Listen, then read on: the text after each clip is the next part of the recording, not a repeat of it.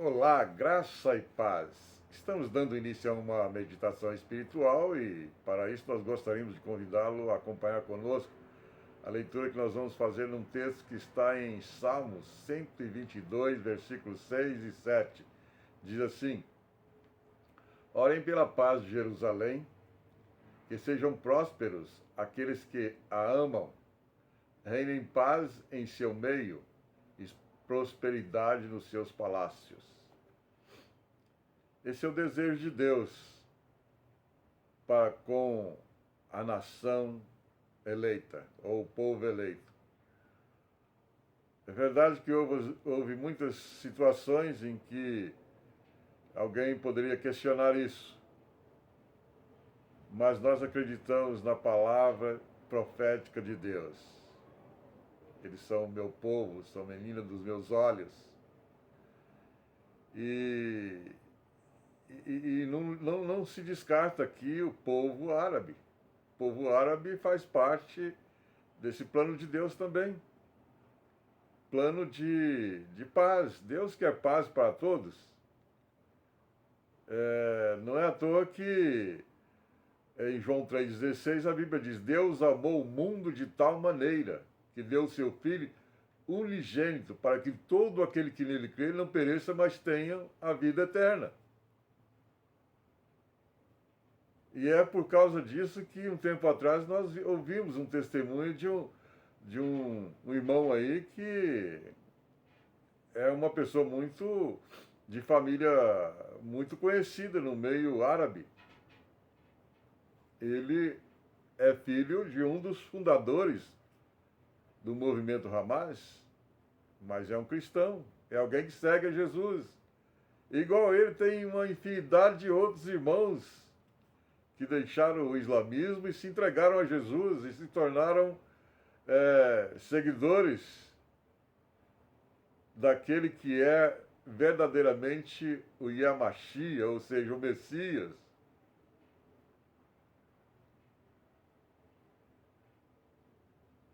A palavra de Deus, então, ela vai nos conduzindo às verdades, às grandes verdades. Olha só, o texto diz: orem pela paz de Jerusalém, que sejam prósperos aqueles que a amam. Deus promete prosperidade a você que externar o seu amor a esse povo e não se opor, como hoje eu pude ver ao ver um relato do Rabino Ventura, um relato dele sobre pessoas que se opuseram, pessoas que agiram de forma violenta contra esse povo de Deus, esse povo que, que é como os outros povos também, merece o amor de Deus, merece o nosso amor. E não é à toa que nós encontramos nesse verso uma promessa de Deus: prosperarão aqueles que te amam. Há uma promessa de Deus, uma condição de Deus. Se você orar, se você desejar o bem desse povo, você vai ver o que poderá acontecer com você. Coisas inesperadas surgirão em seu caminho para te abençoar. Nós somos uma nação abençoada, sabe por quê? Porque um dia alguém, senão a gente seria como os alemães. Os alemães não são tão abençoados como nós, por causa do mal que fizeram a esse povo. Os alemães continuam sofrendo as consequências até hoje. Poderia ser, se eles têm a bênção de Deus, e eu creio que tem, porque muitos lá se renderam a Jesus, eles têm que todos eles se entregarem a Jesus venham pedir perdão para Deus. Senhor, perdoa a nossa história. Senhor, perdoa-me porque eu sou de raiz. Os meus ancestrais têm ligação com isso. Eu quero que tu quebres da minha vida todo vínculo maligno de maldição que porventura esteja sobre mim por causa do pecado dos meus antepassados. E aí Jesus vai entrar com providência e vai quebrar. Ele vai quebrar. E ele quebra bem quebrado. Ele tira como ele fez até uma alusão, para a gente ter uma ideia, quando ele falou da a árvore que não der bom fruto, ele poda, então ele vai podar. Ele vai podar para que você seja alguém do agrado dele, porque ele virá te buscar um dia. O arrebatamento está chegando. A cada dia mais a gente está próximo ao arrebatamento, e aí o Apocalipse, como diz a Bíblia, acontecendo.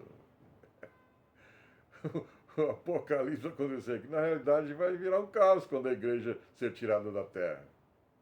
O arrebatamento vai trazer esse caos. Imagina, os presos, eu evangelizo, eu faço capelania prisional na prisão. Imagina os presos que lá se renderam a Jesus, sumiu de lá. E aí, sumiu dois lá no Nordeste, eles não acham, estão lá na captura, estão lá no encalço e não acham.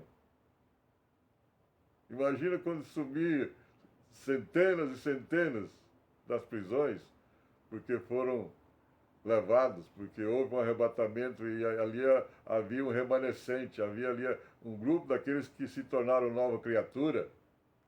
Eu falo para eles, olha, o arrependimento é a chave para você conseguir acesso a Deus, porque Jesus disse, se vós estiverdes em mim e as minhas palavras estiverem em vós, pedireis tudo o que quiseres e vos será feito, inclusive a tão sonhada verdadeira liberdade, que é a liberdade de ter a certeza de que vai sair desse lugar, ou que vamos sair desse lugar para um lugar de completa paz, que é a vida eterna com Jesus. Eu quero terminar contando a história de um pastor que foi visitar a terra de Israel. Não é terra santa, é a terra de Israel. Tudo bem que você pode dizer, mas o Moisés, quando estava lá naquele lugar, o Senhor não mandou ele tirar as sandálias, porque ali era um lugar, naquele lugar ali, mas ali tinha a glória de Deus se manifestando ali, né? A glória de Deus estava manifestando ali. A glória de Deus há de se manifestar em vários lugares, em toda a terra de Israel, em todo lugar. Porque haverá uma conversão.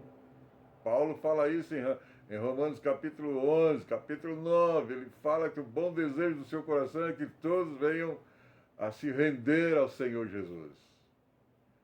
Mas então o pastor estava visitando lá a terra. E ele subiu e foi até o Monte das Oliveiras. Quando ele chegou lá, tinha muitas coisas. Ali parecia o templo, aquele templo que Jesus entrou e encontrou um bando de vendedores, vendedores ambulantes, um monte de camelô, né? Parecia a Praça da Sé, né? E aí, aquele pastor, ele entrou numa lojinha e começou a bater um papo. Ele estava olhando lá as coisas e de repente surgiu uma pessoa muito amistosa, conversando com ele, e que ele era o dono da loja. E de repente houve uma identificação ali, o pastor disse, eu sou pastor tal, e do Brasil e tal, e ele falou que ele também ele se identificou, né? Quem era ele e tal, e convidou e estendeu a ele a destra de comunhão. Estendeu a ele a mão da amizade, a mão amiga. Convidou ele para tomar um café. Aí o pastor disse que quando tomou aquele café, ele achou estranho, porque o café tinha muito pó, mas era um café muito gostoso. O que eu pude ver nesse relato foi a capacidade do povo árabe de continuar com o seu jeito amigo de ser, seu jeito amoroso. Um tempo atrás eu convidei um marroquino que morava aqui no apartamento do meu lado para vir almoçar conosco.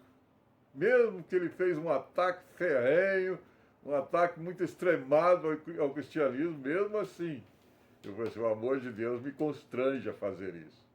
Eu convidei para almoçar comigo. E você? Você ainda guarda rancor? Você ainda guarda o ódio? Você ainda guarda sentimentos que pode trazer não só o distanciamento de Deus, mas um problema de saúde? Se você ainda alimenta, eu convido a se entregar a Jesus, fazendo essa oração comigo. Senhor Jesus, tem misericórdia de mim. Senhor Jesus, tem compaixão de mim. Nesse momento eu me arrependo e me entrego a Ti como Senhor da minha vida. Quebra da minha vida todo vínculo maligno, porque nesse momento eu me rendo a Ti. Faça de mim uma nova criatura. Em nome de Jesus eu te peço. Amém. Que Deus abençoe.